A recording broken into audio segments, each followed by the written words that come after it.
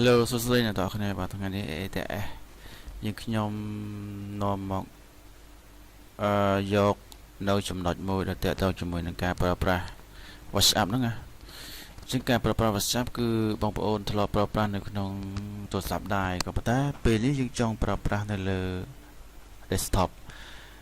ធម្មតា WhatsApp គឺពេលយើងចុចទៅលើកម្មវិធី WhatsApp ទៅវាបញ្ជាឲ្យយើងវាយលេខទូរស័ព្ទចូលអញ្ចឹងនៅក្នុង Desktop យើងមិនអាចវាយលេខទូរស័ព្ទចូលទេអញ្ចឹងក៏ប៉ុន្តែអ្វីដែលយើងធ្វើនៅលើ Desktop គឺយើង install software បន្ទាប់មកយើងscan QR code ចូលបាទអញ្ចឹងយើង search រកពាក្យថា WhatsApp ទៅ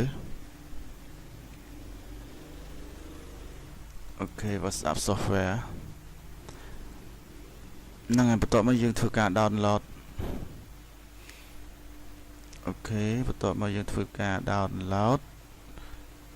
download WhatsApp format ឬ Windows បាទអញ្ចឹងយើង download ទៅព្រោះWindows របស់យើងគឺ64 bit អញ្ចឹង WhatsApp វា automatic ឲ្យយើង download 64 bit តែម្ដងបាទយើង download ទៅធ្វើការ download ទៅអូខេអញ្ចឹងយើងរកទីតាំង save នៅstore ទុកនៅការ software របស់យើងបាទយើងចង់ save ទុកលើ desktop ក៏បានអូខេ download តែម្ដងទៅបាទវាកំពុងតែ download WhatsApp file របស់យើងបាទគឺ151 មេបាទអញ្ចឹងយើងរងចាំរហូតដល់ការ download របស់យើងចប់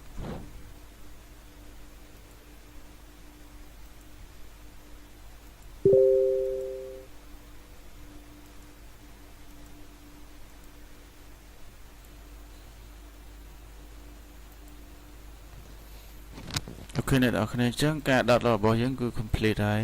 យើងទៅរក WhatsApp នៅលើ desktop អូខេនេះជា WhatsApp បាទយើងចុចលើវាទៅដើម្បីយើង install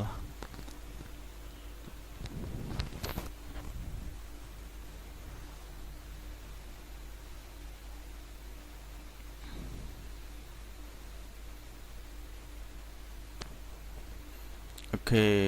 ឲ្យយើងរងចាំបន្តិចព្រោះកម្មវិធីវាធំដែរអញ្ចឹងអូខេអញ្ចឹងកម្មវិធី WhatsApp កំពុងតែលេចរូបរាងមកហើយគេយើងចាំបន្តិចដើម្បីការ install របស់យើងវា complete អូខេបាទអូខេអញ្ចឹងនៅក្នុង desktop គឺវាអត់ដូចទៅតាមទូរស័ព្ទទេ desktop វាអត់ឲ្យមានកន្លែងយើងចុចវាយលេខទូរស័ព្ទចូលទេគឺវាមានជាលក្ខណៈ QR code បាទនេះជា QR code ហើយសញ្ញា WhatsApp អញ្ចឹងបងប្អូនត្រូវចូលនៅបងប្អូនត្រូវចូលទៅកន្លែងទូរស័ព្ទរបស់យើងវិញដែលមានកម្មវិធី WhatsApp អញ្ចឹងបងប្អូនចូលក្នុងចុចលើកម្មវិធី WhatsApp ទៅបន្ទាប់មកយើងកន្លែងខាងឆ្វេងដៃហ្នឹងមានដូចជាកន្លែង setting វាហ្នឹងបងប្អូនចូលចុចលើវាទៅមានពាក្យថា WhatsApp web អញ្ចឹងបងប្អូនចុចលើពាក្យថា WhatsApp web ហ្នឹងទៅវានឹង load កាមេរ៉ាវានឹង load កន្លែង